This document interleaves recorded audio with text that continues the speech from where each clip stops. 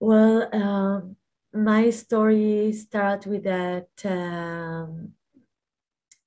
my health issue. I had a simple surgery and they left a vessel open, a blood vessel open. So I bled internally for 3 weeks. And after 3 weeks, I collapsed and they rushed me to the hospital.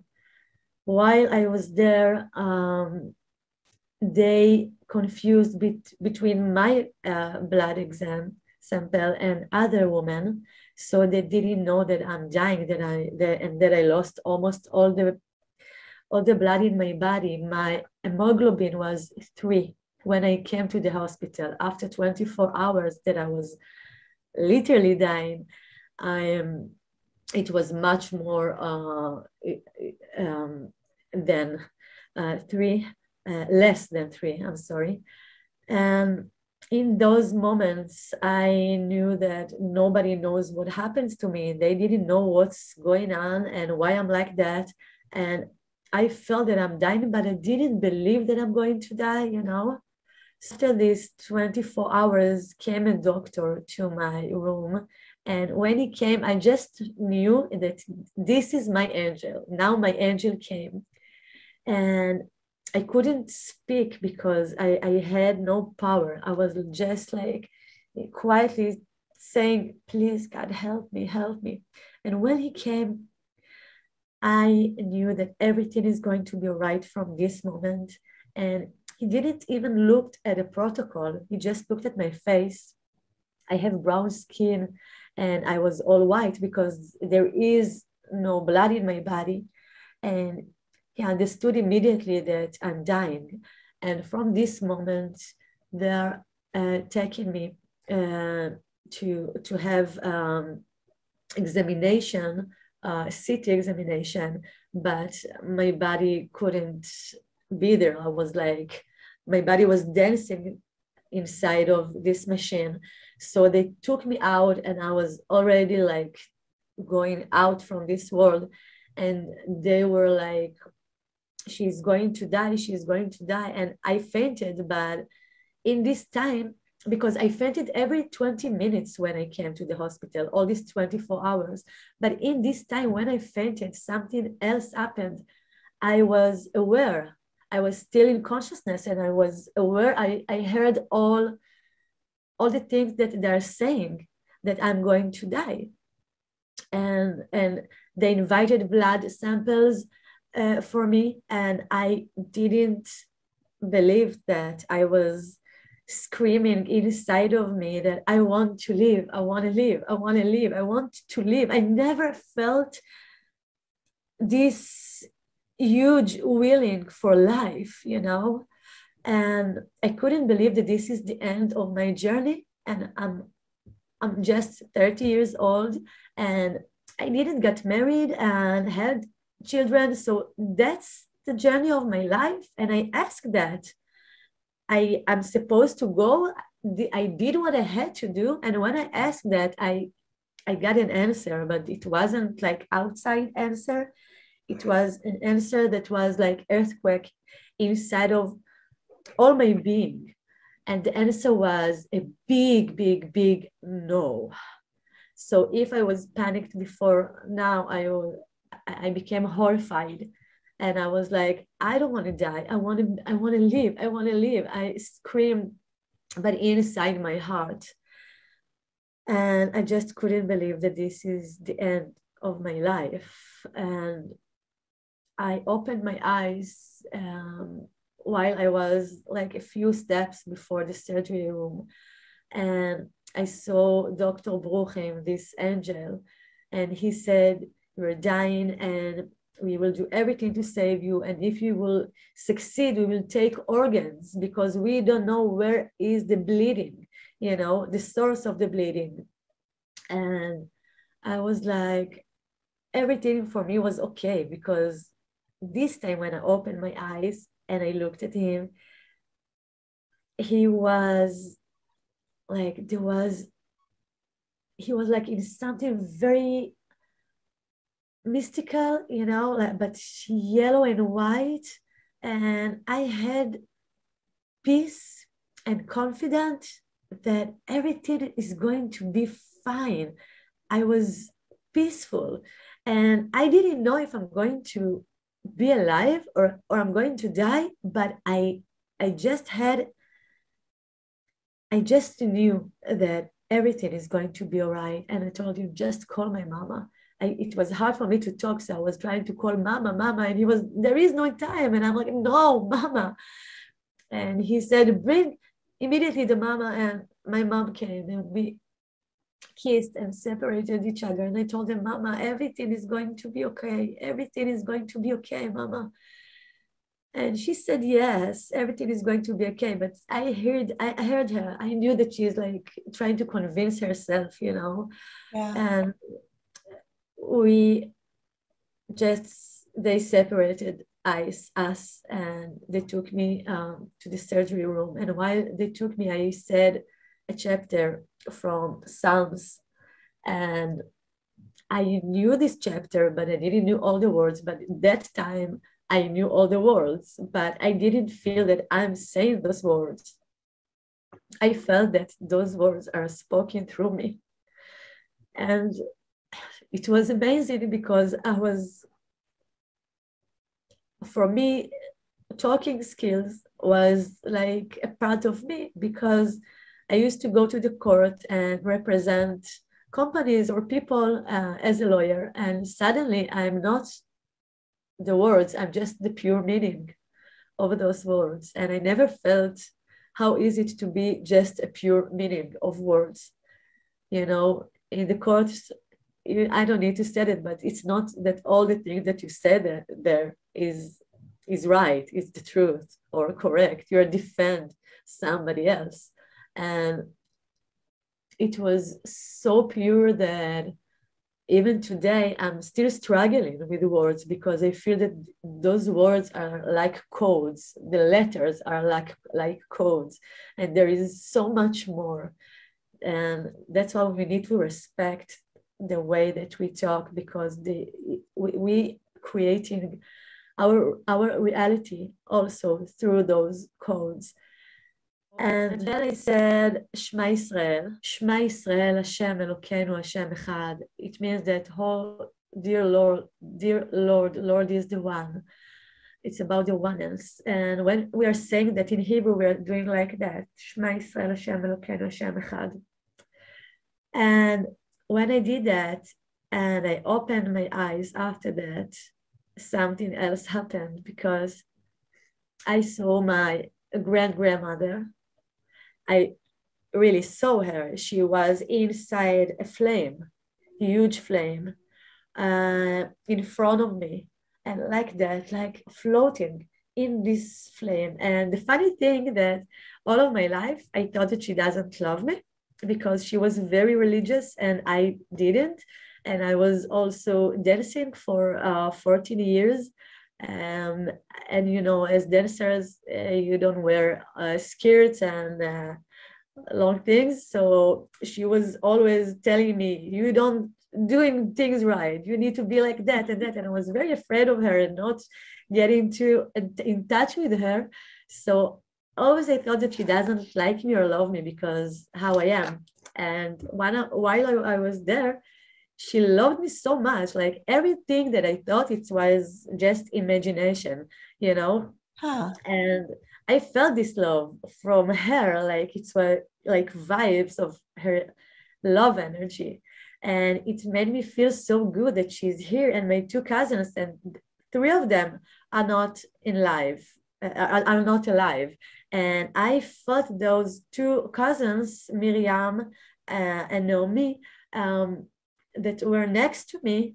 I felt their being, but I didn't saw them like I saw my grandmother.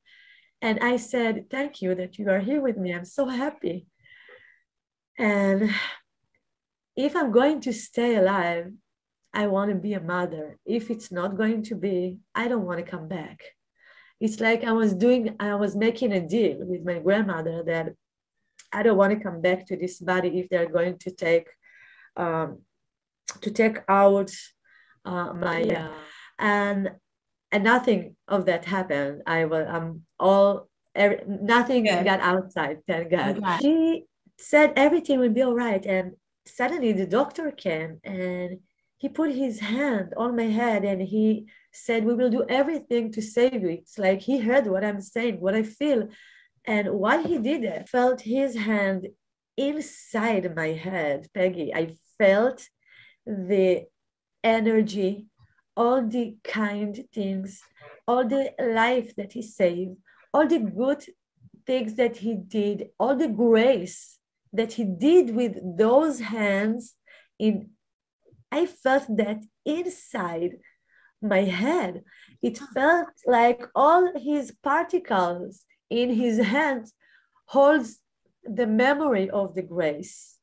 And when I felt that in my head, it was like overwhelming. I wasn't expecting to that. But it wasn't overwhelming in a way that this is, oh, what's happening to me? This is weird. No, it was overwhelming from the way that it was so natural and good, you know?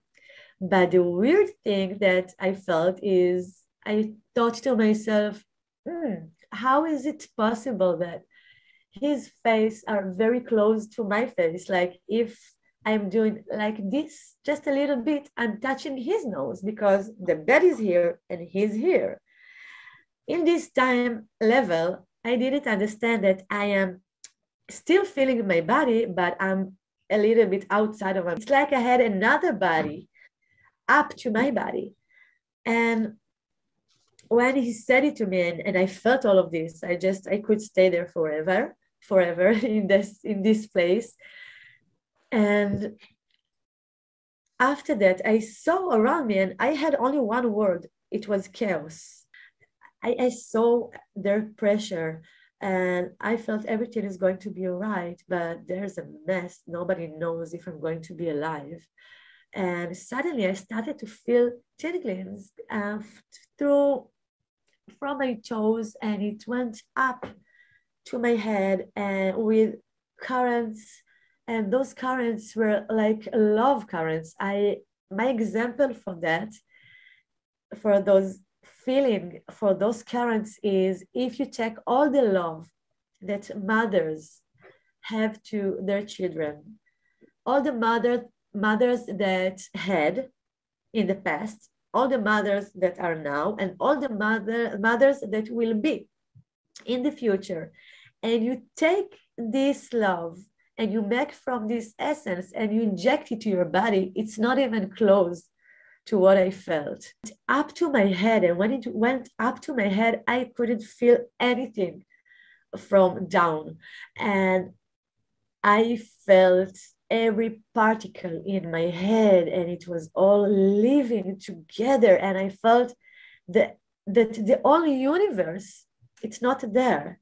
It's here. I feel everything, the sky and the ground and the trees and babies and laughing. And there is so much life in this earth. And I felt everything together. And it was, wow, I just have no words to explain this, and that it's inside of me and all this world inside of me.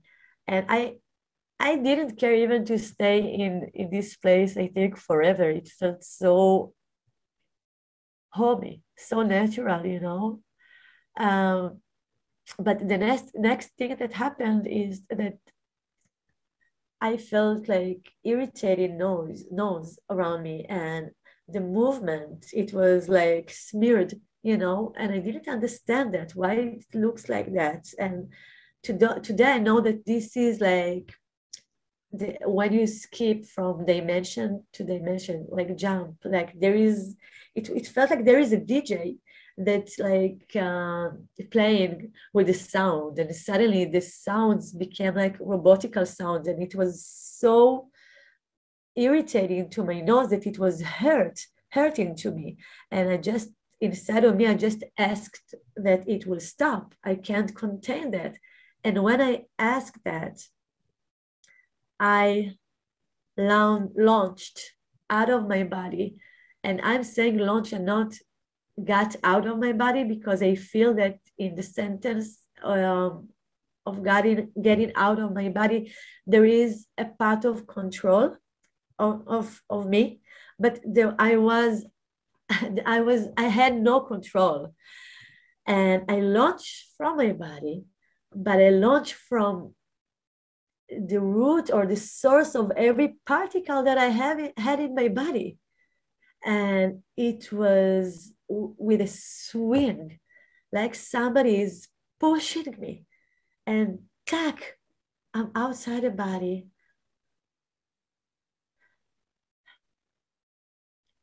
I'm floating near the ceiling, next to the ceiling, and I'm looking at the medical staff. And the first thing that I feel is, I'm home. I'm home. All the questions that I had all my life, I had questions about, what are we doing here? And if there is God, and if God exists, so why there is evil and people suffering in this world? And if God is good, why people kill each other? Why all the things that happen, and why we are living here and then we're dying? So what's the meaning? What's the purpose of living here? And I always felt that there is much bigger meaning than what I know. And I wanted to know that. And suddenly I got all those answers at once, but not in words, just as a meaning, like a ball of a meaning. And it was like a rain that drops all these insights. And I looked around me and I saw my body, but I didn't care. I wasn't focusing at my body, because it felt like I have gratitude to this body. You were like a quote, and I'm here. And this is what I felt when I saw my body, like I'm alive, I'm here, and I have no pain at all. And because I suffered from pain before. And then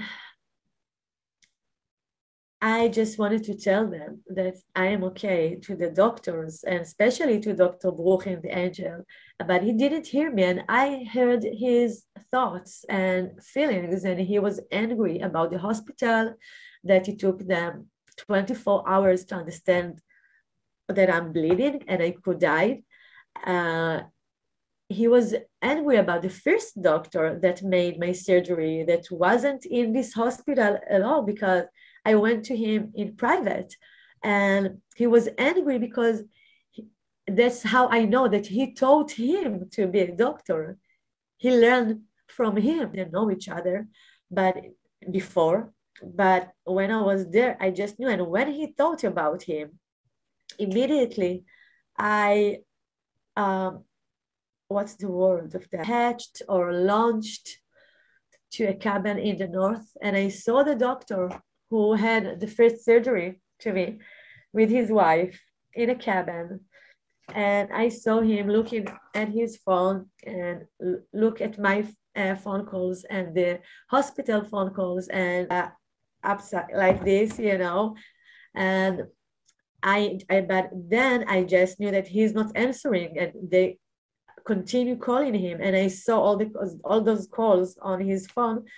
But I wasn't angry or something like that. I knew that this is so, like, it's so right, that he's there, and what's happening to me. I was such freak of control that I thought everything is me, and I'm doing everything. So God gave me like these 24 hours to just to let go this control, to understand that there is nothing under my control. And when I just release, look what happened. So this is what it was, my lesson. And it's not about the doctors or anything. And then I launched back to the hospital, and I launched to my mom, and I saw her sitting on a bench and trying to pray. And she can't pray because her thoughts interfere her prayer, and she's saying, I don't believe my daughter, she's not going to die, she's not going to die. She couldn't believe, and she was like doing this and holding the chair, and she was in trauma, she was in shock, and I'm there, I'm looking at her, and I'm trying to tell her, I'm good, I'm good, mama, don't worry, I feel good. But she doesn't hear me. So I launched back to the surgery room, and I enjoyed feeling this oneness. I felt this breathing. There is one breathing, that everything moves with this breathing. Even the machines in the hospital, the people, the sky, the trees, the ground, everybody, we all like moving with that breath. And this breathing is how I'm interpreting that it's the God breath. And because I felt that I'm a thought. It's not that I thought, I felt that I am a thought of love. I felt like one particle. If you take a balloon and you take off air, and you are saying, I'm one particle, and this particle that get inside the balloon, and then I'm getting the air inside of me. So the particle can say, I feel somebody is breathing me. I feel that. So this is how I felt. And I felt so much peaceful and love that I never felt before. Never, never, never. I felt important, but not important like people are trying to be today celebs, to be known. No, I felt important just for my being, without doing anything, just for my existence. I'm so important, and not only me, everybody, everything. And it was huge for me because I never focused of loving myself. I focused of helping other people, but not on me. And I was one with all of that love, and everything loved me, but there was nothing separate from me. Even the particles loved me, but they were part of me. And I knew that I'm going to another world. I knew that there is going to be a journey now. I didn't know where I'm going to go. I saw my grandmother and my two cousins, and it felt like the train is coming, and we are going to the train, and I felt confident. And the last thing that I remember, that we are going up through the hospital, together, like a four fire or light poles, that just getting up to the sky. And then the next thing that I remember is that I am in a space that has no beginning and there is no end for this space. It was darkness, but not kind of darkness that I ever seen in my life. Like if you take off all the light in the world, it still won't be close to this darkness. It was so thick. It was like I'm in an ocean of darkness, that this darkness, I can move it with my hand. It was like cement, and I was there. If you ask me if it was 20 years or 20 billion years, it's the same. It was eternal. And it was much more than all my life here, even until now, this experience there. And while I was there, I looked, I saw, it's like I knew what's going on in the hospital, in the surgery room, and I heard talking about me from another world, like fighting if she's going to be alive or not. And in this darkness world, I felt this huge gap between my real identity, like who I am right now, and between my false identity, the lawyer, the everything, that the mask that I put on myself the life before. And this gap was so huge that I was like, here I am, this is who I am.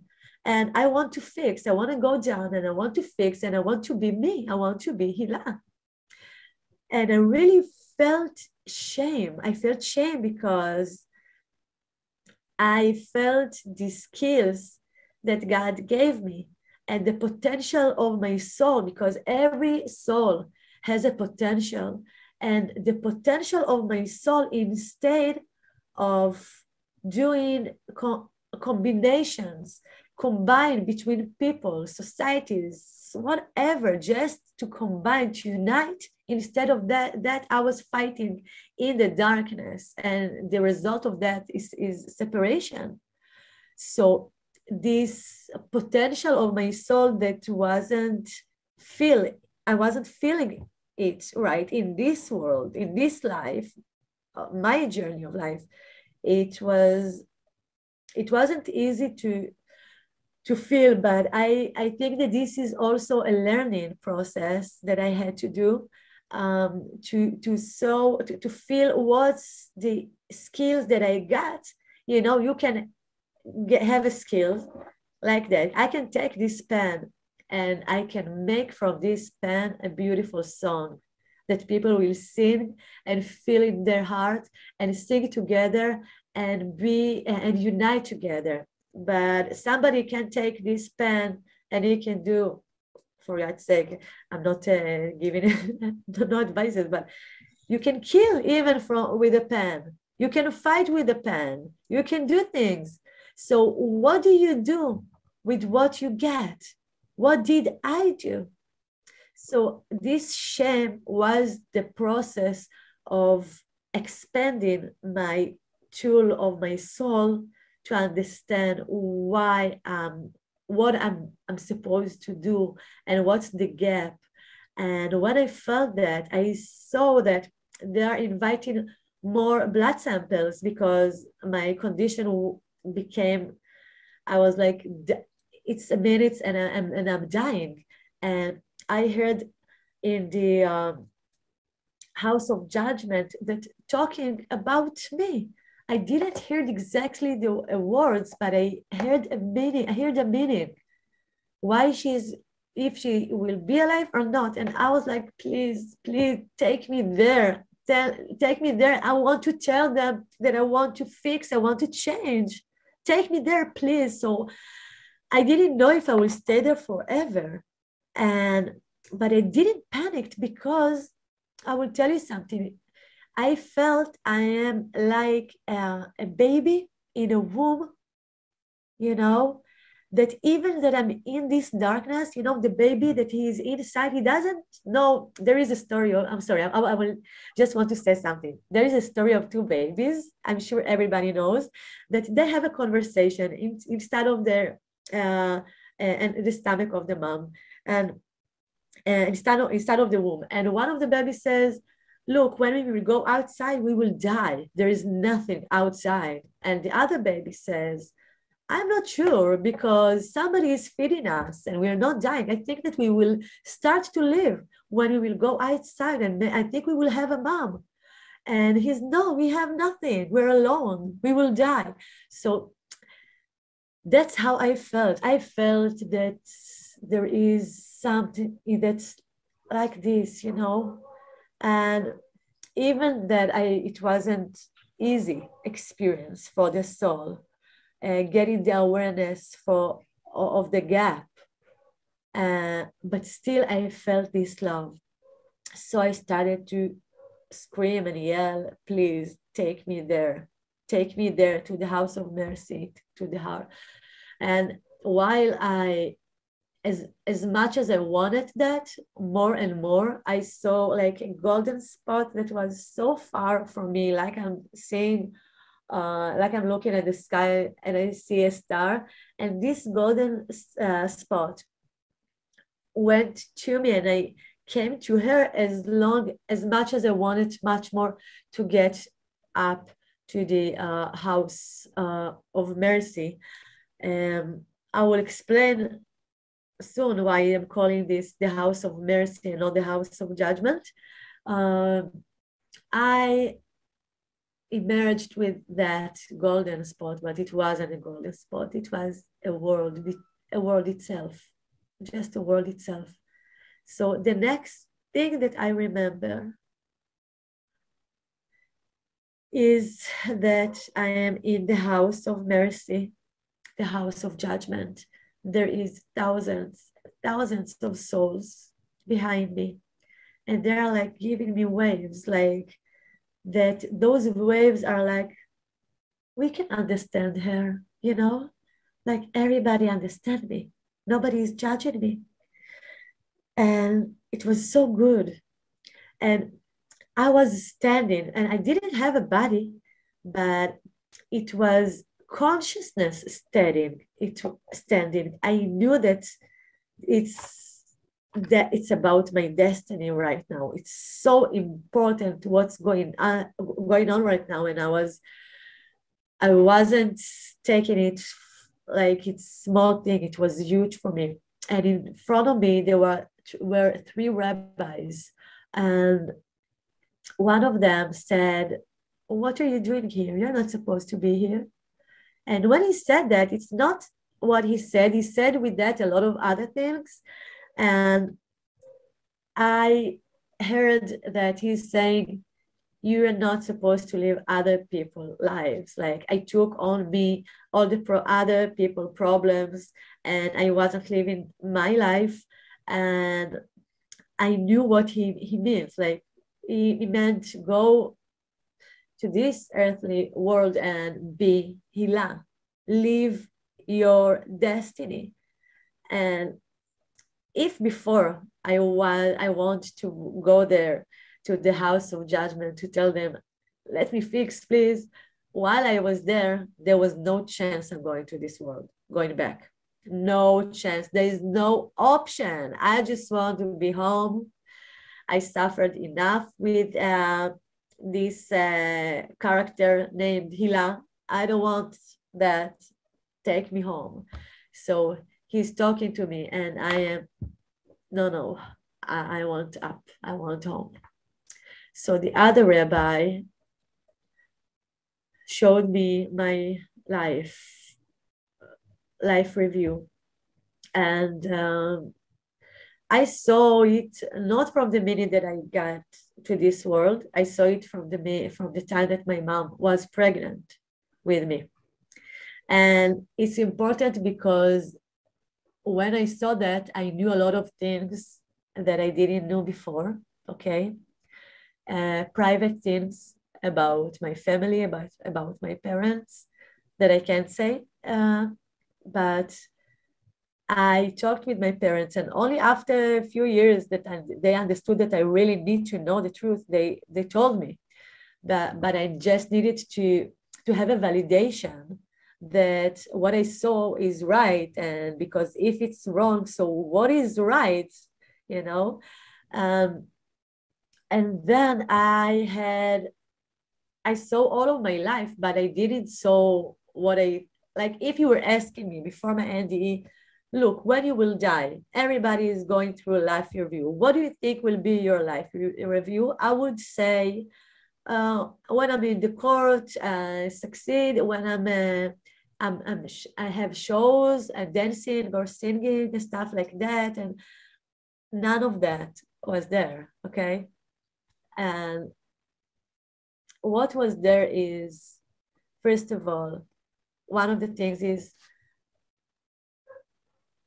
when I judged other people, okay? And so I felt what I judged them, or when I hurt other people.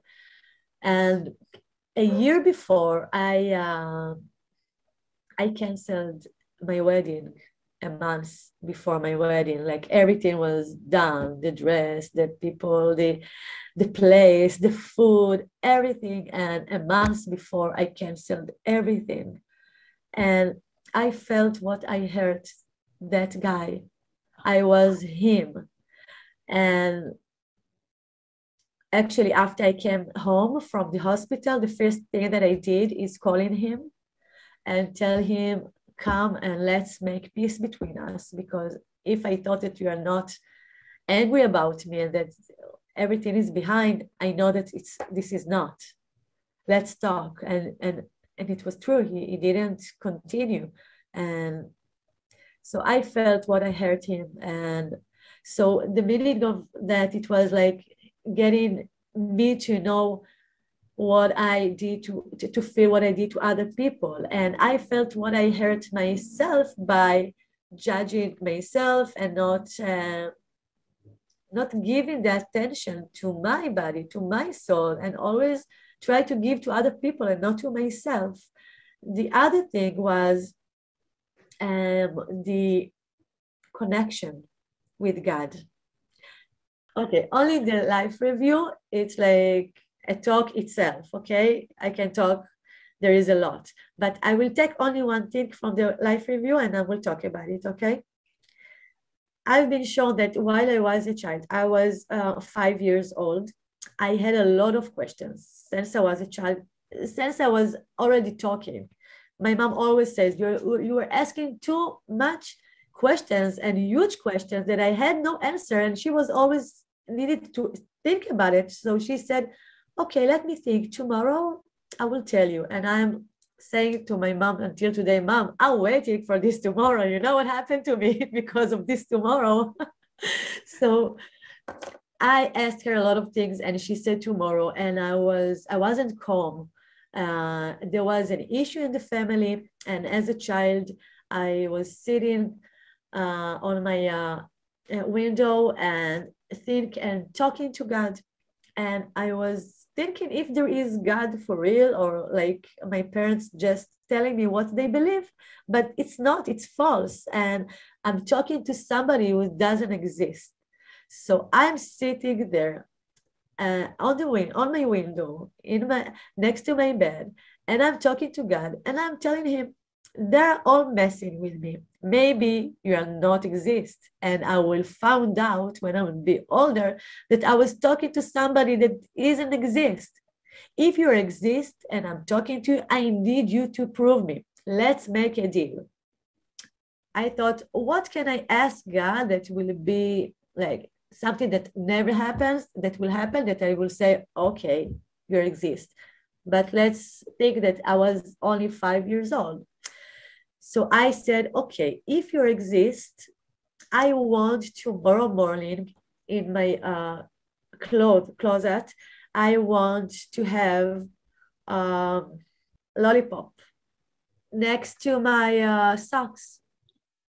And why I said lollipops? Because we were a house of chocolates. We love chocolates, and there were a lot of chocolates. There were my mom never said, eat just 2, 3, like you could eat whatever you want. And that's the reason that we didn't eat a lot, because it was there all the time. So, but we didn't like lollipops, and we had lollipops only when we make birthday parties and things like that. So the option that we will have in our house that nobody eats that, and especially in next to my socks, like in the morning when I'm talking God in the night, like what's the odds? But I was a child, so that's what I thought. And I woke up in the morning. I didn't remember what I asked because I'm not a morning person until today. And I opened the drawer and suddenly I saw this lollipop, this candy. So I ran to my mom and I was like, Mama, Mama, Mama, look, God put this lollipop into my drawer. And she was like, no, it's not God, it's me. And I was like, why you did that? I don't like it. You never buy it, and why today? And she said, I don't know. I just wanted to surprise you. I have no idea. So it makes me think as a child, okay, this is my mom, but my mom doesn't even know why she did that. Or this is you that you sent my mom. I still don't have the current answer. I need another answer. I need another proof. In my life review, Peggy, it was amazing because this time I had the chance to see the other side of the veil. I felt the listening of God to me. And it's like, I will give an example. It's like I'm talking to a mirror. Okay, imagine yourself, you're talking to a mirror all your life. And then after 50 years, you're going behind the mirror and you see there your father, and he is saying, all this time I was here, I was talking to you, I was listening to you. Every time you ask for help, I try to hug you, to let you feel my love. I am here all the time, I'm here with you. Didn't you feel that? And that's how I felt his listening, his love, while I felt alone, because here in this world we feel separation. We don't feel that God is here, but he's not there. He's here, he's inside of us. This is the soul that we have. It's a part of him. So I felt that, and it was huge, because in this part of life review, he told me, you see, Hila, I was with you all the time. You were never alone. And I felt a lot alone. I felt that everything is on my shoulders. And this is why I went to go to law school. And I felt that I became freak of control. And suddenly I had the chance to take it off without this mask that I had, and see this listening and intervention of God in my life. The fourth thing is to see, that I felt in this life review, is to see how my thoughts and my actions influence other people. They showed me when I smiled in the street to some old men, and why they showed me that, because in that time that I walked, I was very sad. So I didn't felt like smiling to people. But I really love, until today, I have so much respect for, and I love older people as my grandpa. And I feel that they have so much wisdom. And since I was a child, I love to sit with them and talk with them much more than my friends in the class. And so when I walked and I smiled to him, I had the chance through my life review to feel how it influenced his day, and how it's possible, if we would know how much our talk, our thoughts, our even smiling to a person, how it can heal him, even if we don't feel this love right now. But we are always influenced, always. If I will sit all year in my house and I will think good thoughts, I'm still influenced. We are always taking out of us things, because this is how we are. It's like we have always waves. So if my consciousness identify with material, so this is what I contribute to this oneness.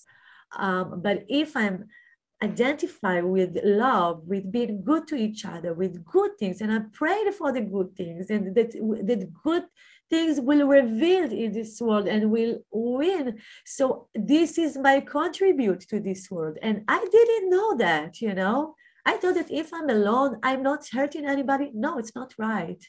We're always have influence on other people. So I had a lot of learning and learning process and insights through the life review, and it was huge for me. I think only about the life review, I need to make an order with that, and like it's with order, and talk about this only about this in a lectures, because there is so much insight that we can learn from that. Actually, the souls that were behind me, it wasn't only souls that I know, and it was souls that are still alive, because the biggest soul of their soul are still there, and they're there to, they give like when you have a cross-examination in the court, but it's not the same, just their existence there, because everything is revealed, is open, there is no concealment. So only by being there, it's their testimony. Part of them were people that I'm just stopped with my car and just let them to cross the road, people that I don't know, souls that I don't even know. So even that, this is grace and mercy, because if you connect to this place, you make it much more mercy, but you are make the person the option to go, and you stop even those the things that we can think that are small. It's not small. So I will stop with that in the life review. And the next thing that happened, that I'm saying, no, I don't want to, even after the life review, no, I'm not going to coming back. I want to go home. And then the rabbi that was in the middle, because it was the first rabbi that here, the first rabbi, the second, and then the rabbi in the middle, he said, okay, let me show you something else if you don't want to come back. So he showed me my my funeral with my family and my mom, and I saw that. I felt blame for years, because how can I explain to my family that even after that I didn't want to come back? But I know today that there is a lot of people like me, and I knew that there will be okay, everything will be okay with my mom and everybody. And after that, he showed me also the family that I'm supposed to reincarnate to, that family. And he said, you will be in this middle world for a period of time, and then you will be the soul that this woman will birth. You will have two. And I saw my two brother and sister, and I saw the parents, and I didn't want to do it too, because he said you will have to experience everything you experienced here with Hila. You will experience everything from the beginning. And I was like, no way. It's like getting my consciousness to level 0. And I've been through so much. I'm not ready for that too. So it was no. He showed me the future, but only about, yes, reincarnated. But when I said no, the other rabbi, the first rabbi that talked with me, he looked at me and he said, she's on me. Like he took me under. I can't explain that. It's like how much huge this is connection, because when he said that, everything that I do, it's also on him, if it's good or bad, he took me on him. And then he opened me and he showed me the future, not my funeral, showed me the future about my destiny and what I'm supposed to do. And he gave me a specific message that I need, what I need to do. And when I saw that, he asked me, do you agree? Agree means to come back. Like, now do you agree to come back? And when he said that, I said yes. And it wasn't that I chose to come back. I agreed. I am saying that because this is very important. We need to change from, because we didn't chose to get into this life when we get birth to this world. We feel that we just got to this family, got to this body, got to this name. We didn't choose everything, but we need to choose every day in life. So I had to choose after my experience life, and still every day I'm trying to choose, actually, because I still miss home. After he showed me that, I had 3 promises that I said. The first thing, it's not that they told me you need to promise that and that. Like, everybody know that, and I'm just agreeing because I agreed. So now I'm agree also for these promises. So I promised, first thing, I will come back. It means in Hebrew, לחזור בתשובה, come back to my real identity. The second thing is use the skill for pure things, for combine to unite and not to separation. Because when you go to the court, most of, like, even if you're a compromise, still it doesn't mean that in the heart there is peace. The fact that you are coming to the court, somebody else defending you, you're not talking from your heart, it's separation. And real justice, it's not in this world. Real justice is justice that combine, that unite all the opinions and not taking on one. The real justice is making one. Take this and this and this is opposite, and you make it one. But I hope we will find it in this life, in the courtroom too. So the third thing is that I will tell my experience. I will talk about it. I will tell it to people. And after that I promised, his hand was like that, and he changed his hand. And when he changed it, it became from like just judgment to mercy. And I knew from that everything is going to change in my consciousness and perceptions, from judgment to mercy, because I was so judgmental. And not that since my NDE, there is no judgmental, that like everything I'm pure. No, you need to integrate. Don't think that somebody who had NDE is like an angel. We need to integrate. We need to understand. We need to process what we've been through. And if you don't do that, maybe you can be a good person, altruist person, but we need to integrate everything we've been through. You know that. After that, the screen, it came to the ground, and I went into that, and suddenly I was in a world that it's all light, white, but not white, different white. It's like white with feelings, okay? And while I was there, the funny thing that remember the darkness world? Yeah. It's the same world. It just now that this is the light world, it's the same world. Ah. That's how I know that the darkness, it's like something that comes like this from the light, that this is here from the root. The root, it's light. Everything is light. It's like you take the pain. From the pain you learn. From the pain you get birth. So the darkness, it's not a creation itself. It comes from the light. It's like reducing the light. So I was there, and there was with me, a soul, female soul, that escort me to this earthly life. And there were 3 steps and a door, white door. And I went there and I opened the door. And when I opened, I went through to another dimension, another world. And this is the world that before this world, okay?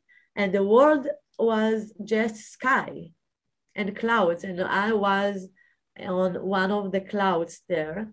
My family think that I'm still in one of the clouds there, but I think I'm half here, half there. And when I was there, there was a leather, what's the word of that? I'm sorry. Rope. Yeah. And from that cloud, and she said, do you want to take off your shoes?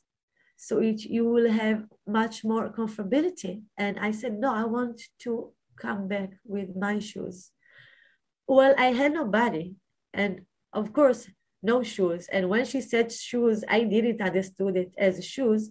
I understood it as everything that locked me, all the patterns, all the perceptions that were wrong, that locked me in thoughts that led me to want things that are not me or who I am. And I didn't want to have a present free. I want to earn that. The soul wanted to earn that. So I had the chance to get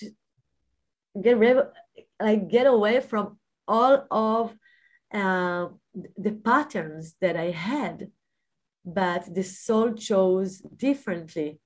And I started to go down. And the next thing that I remember is, imagine yourself in the space without the uniform of the astronaut uniforms, and feeling the oneness.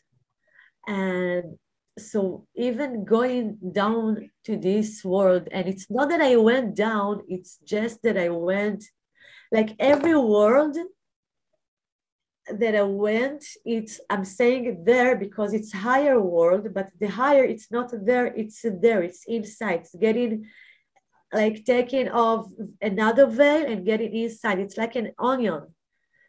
The last shelf on the onion, it will be like this world, but the inner, it's the world beyond. So it's not there, it's like inside. So I got to this world, and when I had only 3 steps. I get to this earth, and I was in the big ocean. I didn't came here through the ground. It was actually really like a birth. And I had only 3 steps on the rope ladder, and then I had to jump to the water. But I understood only in that moment that, oh my God, I'm going back. How I will live here now? What would I do? And immediately I was like, no, what I did. And I was going up back. So this beautiful and amazing soul, she was asking me, what are you doing, Hila? And I was like, no, I can't come back. I can't come back. And I cried. I was hysterical. I can't come back to this body. What would I do? What would I do? Like, I want to be with my family. And she was like, you remember what you promised. But it wasn't like that she's like talking to me like, no, you know, it was like she understood me. I felt her. And everything that I said, she solved that tie. I said, I want to be with my family. And she said, they're with you all the time.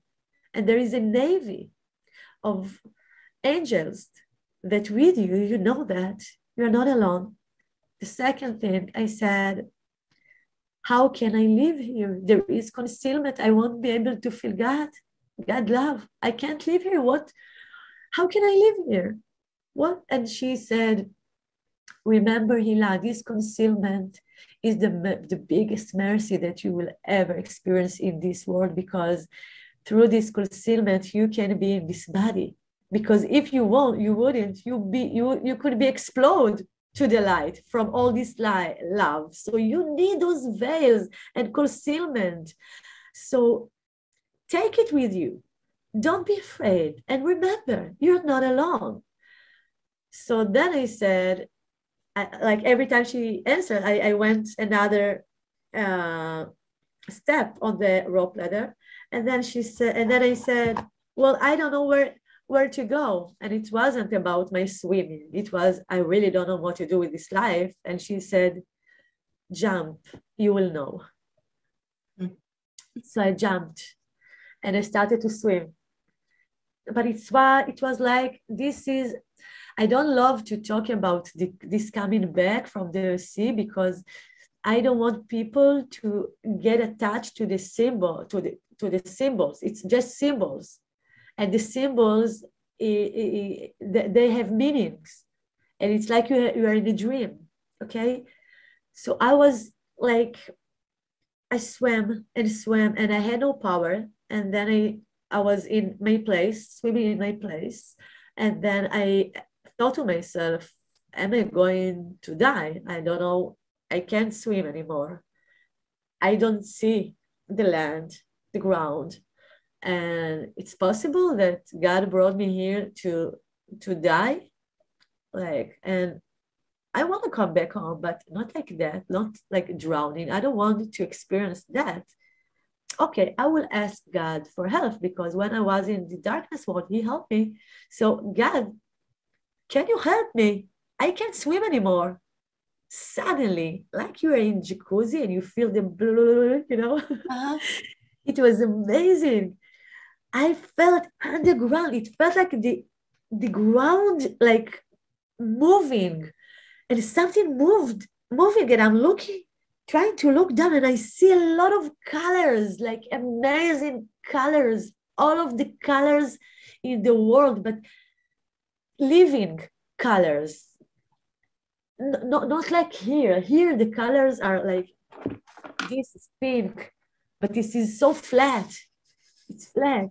It's like colors with emotions, with energy. They're living. You feel the color. And the colors were fish in the sea. And they pushed me. It was all the fish in the sea came, and they were together. So they pushed me. I didn't have to do anything, just to be like that. And suddenly came, I know it sounds like imagination, but it's not. This is what I've been through. Came a whale, and he held me on my knee, but here, not here. And it's not possible, because my body was, I had no body, but consciousness, it was body, okay? Like a dream. So my body was half in the sea and half outside the sea. Like, here is my head, and he's holding me here. So he needs to hold me from the leg here and not here for the balance, but he holds me here. And there is a meaning for that too, that I know what's the meaning. It's like starting the progress from the knee, from here, and then going up. You can't have lights without doing anything. You need to start step by step and be consistent, because the love, it's not peace and love like in the 60s. It's such a pure and smart love. There is wisdom and order in this life, in this love, that if you will adjust to this order, you will be able to contain things and be also a good vessel to influence to other people, a good vessel to God. So I had a beautiful journey with them. And actually a year ago, I will tell you, I dreamed, I think around 3 months, every night, that I'm in the sea, and that they're taking me. And the funny thing that I never came to the land. Maybe I'm supposed to dream about it in the future. And maybe that's my process as end the year, I think so. But it was amazing. It felt like, yeah, I'm not alone. I'm not alone at all. And I was in the land, in the beach, and there was nobody there. There was only a very small room.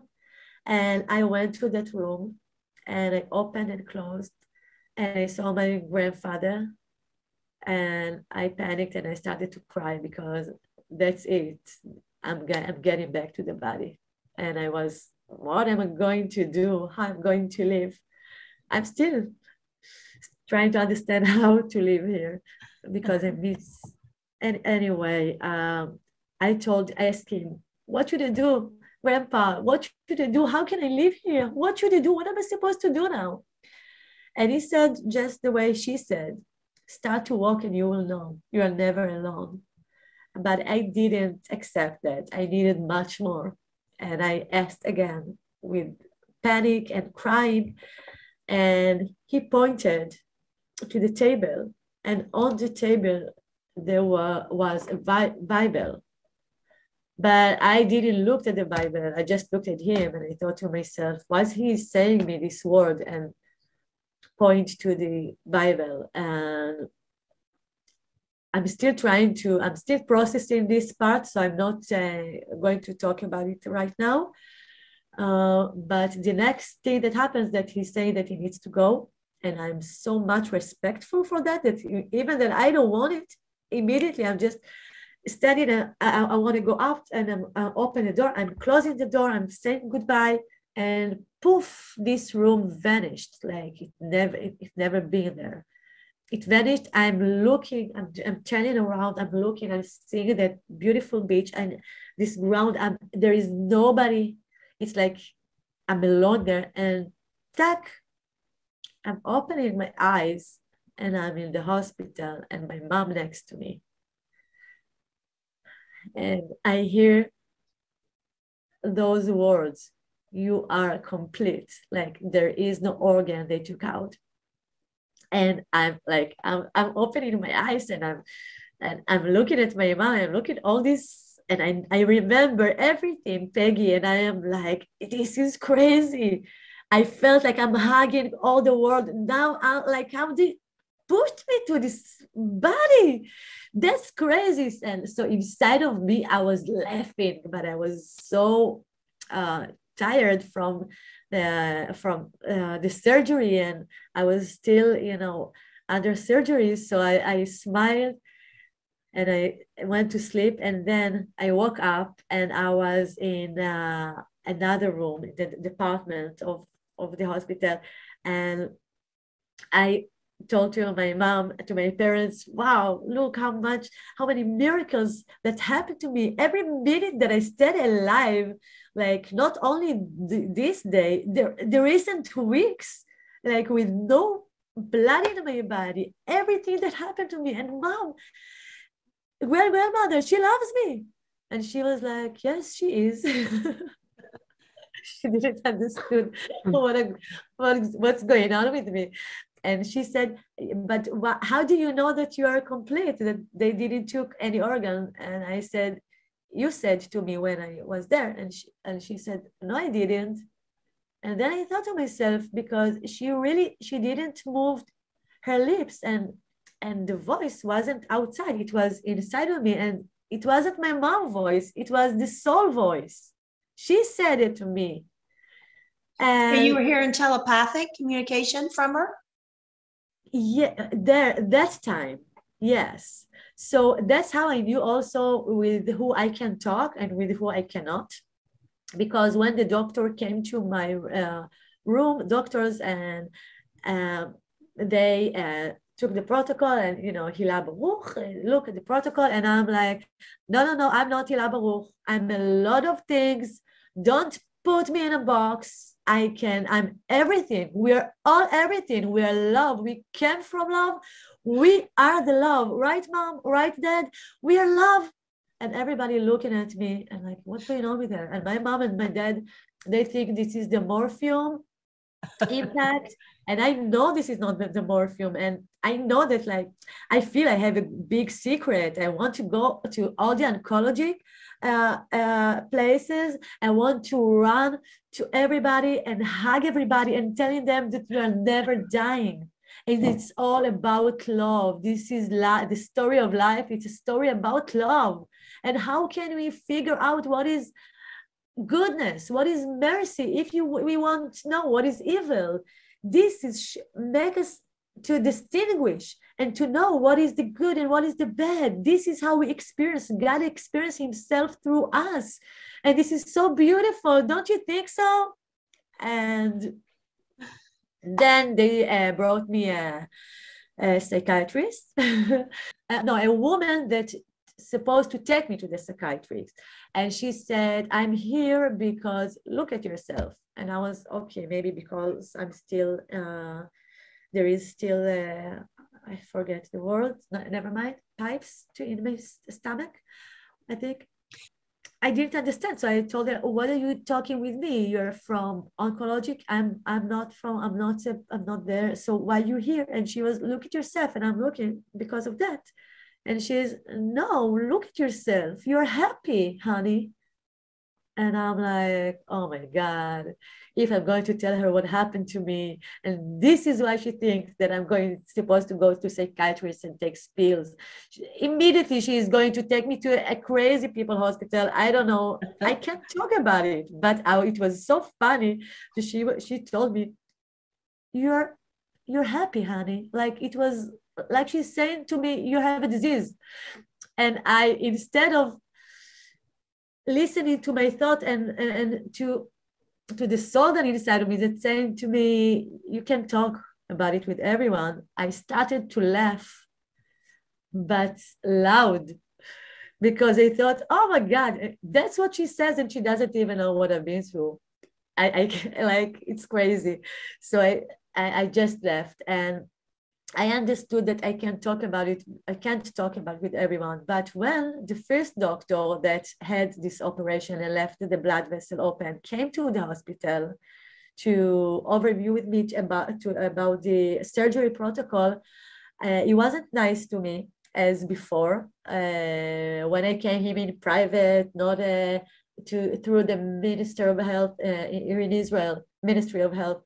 You're paying money, you're treating right. And suddenly he wasn't so nice to me. And I knew everything. I knew that he cannot contain that this is evidence, live evidence to a false of him.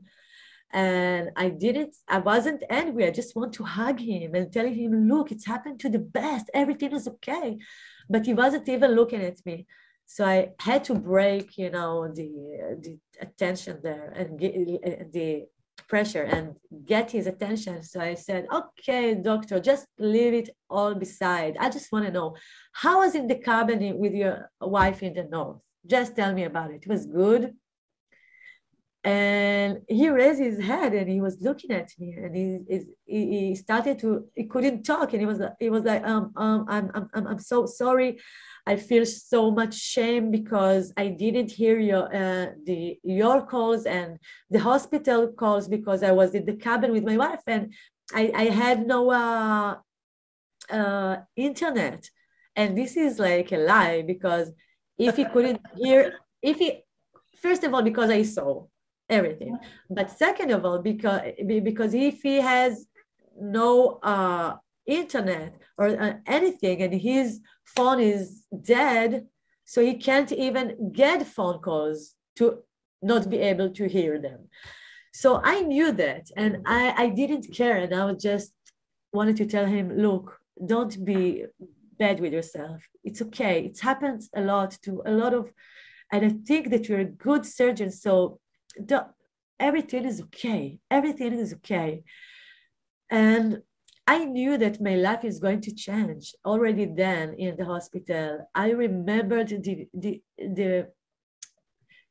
dream that I dreamed 2 months before my surgery. I had a dream that during that dream, I wrote a few sentences, like a poetry song, that I didn't understood why I wrote that. What is that? And when I woke up, I wrote it down. And I thought to myself, why I wrote this thing?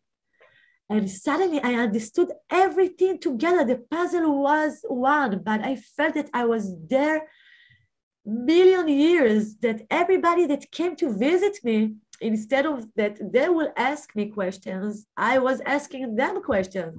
How are you doing? What about your children and everything? It's like I came back here from a lot of time distance, So I went home, and I was so excited to start my new life, my new chapter in life. But I didn't know that it will be so difficult, that I will feel alone, that people will say to me, be Hila that you were. And I was like, she died. And she wasn't me, that woman that I was. And my sensitivity became so big. And everything became so big that it was hard for me to handle in this life. And I thought to myself, maybe I'm crazy, because when I was looking those times, 7 years ago, clinic death or NDE, but in Hebrew, because my English wasn't so well, everything was with fear. And my experience, even when I had a pleasure experience, and also a part that wasn't so pleasure, but still it wasn't about fear. My experience taught me that what I've been taught in school, that if you won't do this and this, God will punish you. And this is false. Everything of God is love and mercy. And I thought that it will be easier for me in life, and suddenly I'm struggling, and maybe I'm crazy, Peggy. And suddenly, after 4 years, I found out about one rabbi that he had research about NDEs, and then he became a rabbi years after, and he talked about ions, the international ions. And then I found out that there is much more people. I didn't know how to identify, what's the term, what's the experience, because according to, it was near-death experience, but for me, I died. Right. But for the medical, they give me life-saving, all these blood units. But I didn't know how to explain to myself. So for 4 years, I was alone, and I was writing all the time, writing like more than 20 notebooks just to myself, because I had nobody to talk to. But being with yourself with so much information that you didn't know before, even my vocabulary in Hebrew changed. And my mom asked me, why are you crying? And I'm like, I miss home. I miss myself. I miss my soul. I just, and she doesn't understand, because they're happy that I'm alive. And what's wrong with me? So I didn't understand why I'm in depression. I didn't understand. And I'm coming to my mom and I'm telling her, I have too much lights and I have no tools to contain this light. I didn't know that the Kabbalah talks like that. It's writing in the Kabbalah, those terms. I didn't know that. Only when I got to this rabbi, I felt so much relief that, first of all, Peggy, I'm not crazy. I'm not crazy. And I was telling to my mom, we were in his lecture, and I'm like, Mom, look, he's saying that what I've told you. He said what I wrote. Look, you see, I'm not crazy. I'm not crazy. I have to talk with him.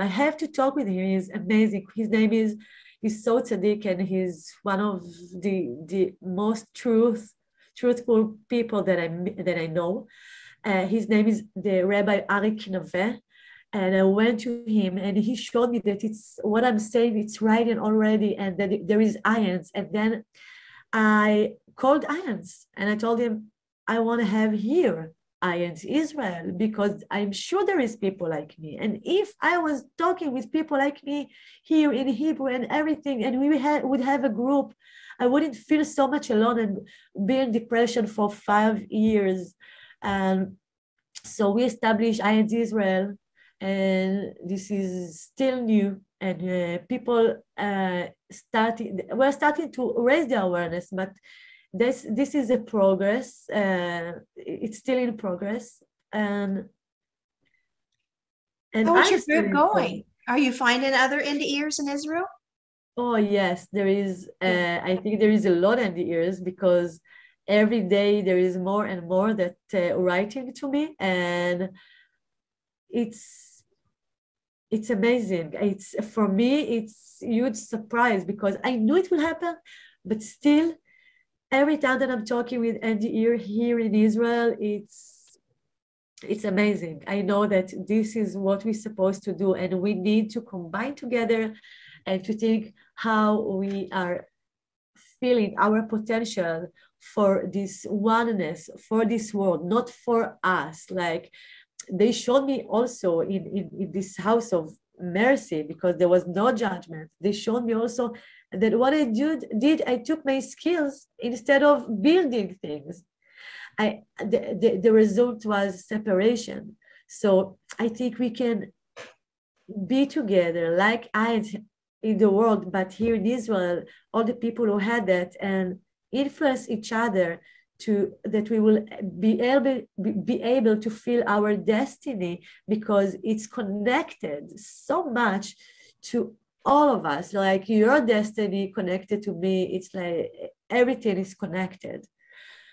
So this is my story, and I'm still processing this story. And every time that I'm talking about it, it's like giving me another way to understand me, and also my difficulties, as being human. And we understood, I think that one of the things that we understood are like with the end here, that there is no separation, and the separation is only in our mind or in our actions. And when somebody who had NDE comes to the body, he doesn't think as himself as me. He always thinks as we. And we need to be together in society and teach other people to think as we, not me, because it's much bigger. And there is so much light when you combine to other souls. So it's amazing that you had this opportunity to talk with people. Having this experience, it's the most important experience that a person can have. And not talking about the most significant experience that changed you and influenced you, not be able to talk to someone who believes or can help you. It's not easy. It's important that we have that God. And outside the body, you will find that you are much more than you ever thought that you are. That's like here, we are filtered here, and outside the body, it's differently. But talking in only that place, it can make people, because I had time, Peggy, people called me because they thought I had NDE. So I helped them to die, to kill themselves, because they're suffering. And I thought, oh my God, like people looking at me and they see like the angel of death. What's wrong? What's wrong? I rather not to talk at all. But then when I talked with them, I understood that this is the reflection of me missing home. I need to change I need to change here in my mind to reset and to understand that missing home, it's not there, it's here in my heart. And I want, and what I really miss is that I want to live here the way that I felt who I am there. So this is the gap, this is the process. But this life are very important, and people can think themselves, oh, so if I'm not making suicide, I'm just changing my shape or something like that, and from being material, so now I'm only spirit, so why not? So no, I don't want people to understand that also from my words. It's dangerous, because this life are very important. And I think that one of the things that we really need to do here is also like choosing life every day. It's for the soul getting to this body, it's not easy. That's why in the Bible, it's right in there that God says, I'm giving you blessing and curse. I'm giving you goodness and bad. But what would you ask? You will ask to choose life, not the blessing, not the goodness, because it's so much not granted being here, granted for the soul to be here. And going through this duality world. So we need to choose life every day and to see the life that there is in everything. Even in this pen, there is so much life. I just need to change my glasses. So I think it's very important also, because I think a lot of people find relief because they lost somebody and they hear somebody who died or had NDE, and they understand that their loved ones are still there and with them. But for people who just want to quit living here, I think we have also responsibility as NDErs to talk about the meaning of us being here and about the places that are not easy for us, even for us to accept. When you see evil, even when you see the war, what's going on right now, it's not outside of me. I'm asking myself, Peggy, what's my contribute in my consciousness and my thought to this war? And you know what answer I got? That I think that I have, by like the process of the NDE, it's the process I think that everybody have, but it's in a different massa. So it's like a war between the soul and the body, okay? And this is how I feel there. It's a war between the soul and the body. Like it's a reflection. So I'm not pointing at this prime minister or this one or this one. I'm looking at myself and I'm asking myself, what's my contribute for that? Not as blaming myself, no, it's not there, because this is being judgmental, but just to understand, because here outside the body, this is the soul, and the soul, when I had feelings, I'm sure you too, you became those feelings. It's not that you had feelings. Here you have thoughts, you have feelings, you have body. There is levels that the soul can be expressed, and every level can be so much thick for the soul. It's like taking this pen and taking this off, and I want to put here a stone. I can't put in here a stone, like, oh, no, I can't do this. But a water is something else. So we need to be like water. That's what I mean, to ourselves and also outside, and see how we reflect, what is our reflections outside, but not blaming ourselves. And again, I'm talking about this again, choosing life every day. Yes. Yeah.